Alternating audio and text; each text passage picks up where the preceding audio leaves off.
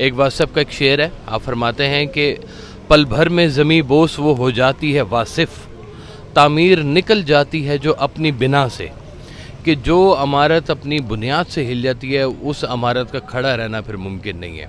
अस्सलाम वालेकुम नाज़रीन, मैं हूं आपका मेज़बान मुबीन अहमद। नाज़रीन, इस वक्त मौजूद हूं तलाव वाली मस्जिद में। यहाँ एक महफ़िल पाक का इनेकाद किया गया है सूफिया कॉन्फ्रेंस के उन्वान से, जिसमें उलमा मशाइख और सियासी शख्सियात ने शिरकत फरमाई है। इस वक्त हमारे साथ मौजूद हैं सरकार वासिफ अली वासिफ रहमतुल्लाह अलैह के लगते जिगर जनाब साहबजादा काशी महमूद साहब।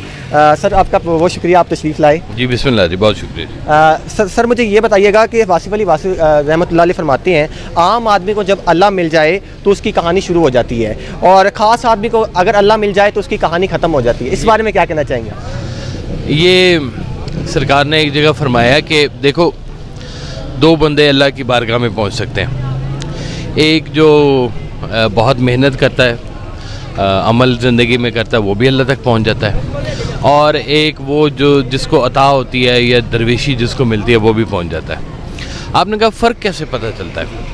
फ़र्क ऐसे पता चलता है कि जो इबादत से पहुंचा होता है ना, वो जब अल्लाह के पास जाता है तो उसकी कहानी शुरू होती है कि या अल्लाह मैं पहुंच तो गया हूँ, अब मेरे ये काम है, तो ये या अल्लाह ज़रा मेहरबानी है।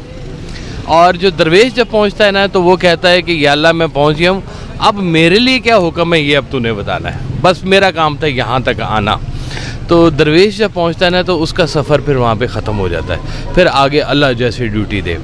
एक दफ़ा एक साहब थे बड़े अल्लाह अल्लाह करने वाले, कहते हैं किसी फ़रिश्ते का गुज़र हुआ वहाँ से, और फरिश्ते ने कहा कि मैं जा रहा हूँ अल्लाह के पास, कोई आपकी फरमाइश है तो बता दें। उसने कहा हाँ मेरी फरमाइश है नंबर 1, नंबर 2, नंबर 3। उन्होंने कहा अच्छा भाई, मुझे सारी तेरी फरमाइशें पता लग गई। उन्होंने कहा मैंने तो अभी गिनवाई नहीं है। उन्होंने कहा मुझे समझ आ गई है कि मैं अल्लाह को मैसेज दे दूँगा कि तेरे अलावा सब कुछ चाहिए इसको। तो हमें असल में जो अल्लाह के अलावा जो है ना, वो लोगों को सब कुछ चाहिए होता है, और किसी को सिर्फ अल्लाह ही चाहिए होता है। जिसको अल्लाह के अलावा चाहिए उसका सफ़र शुरू होगा, और जिसको सिर्फ अल्लाह चाहिए, जिसकी मंजिल अल्लाह है, वो वहाँ पे ख़त्म हो जाएगी। अच्छा, मुझे आप ये भी बताइएगा कि मौजूदा दौर में सूफिया कराम का क्या किरदार है? क्योंकि आप देखते हैं कि मौजूदा दौर में हम सूफिया कराम की जो तालीमात हैं उससे पीछे हट चुके हैं। अगर हम अपनी असास से, अपनी जो बुनियाद है उससे अगर हम हटेंगे तो हमारा ज़वाल पज़ीर होना यकीनी है। एक वासिफ का एक शेर है, आप फरमाते हैं कि पल भर में ज़मीं बोस वो हो जाती है वासिफ, तामीर निकल जाती है जो अपनी बिना से, कि जो इमारत अपनी बुनियाद से हिल जाती है उस इमारत का खड़ा रहना फिर मुमकिन नहीं है। तो हमारी जो असल ताकत है, हमारी जो असास है, वो हमारे बुज़ुर्गान दीन की जो तालीमात हैं, और ये जोड़ने वाली तालीमात हैं, ये तोड़ने वाली नहीं है। ये हम ईंट में तो ऑलरेडी बढ़ चुके हैं, लेकिन अगर ये ईंट इकट्ठी हो जाएं तो फिर एक इमारत दोबारा से बन सकती है। तो तालीमात यही सच्ची हैं, यही अच्छी हैं, और यही वो तालीमात हैं कि जिनके ऊपर चल कर आप एक मिल्लत इस्लामिया का ख्वाब देख सकते हैं।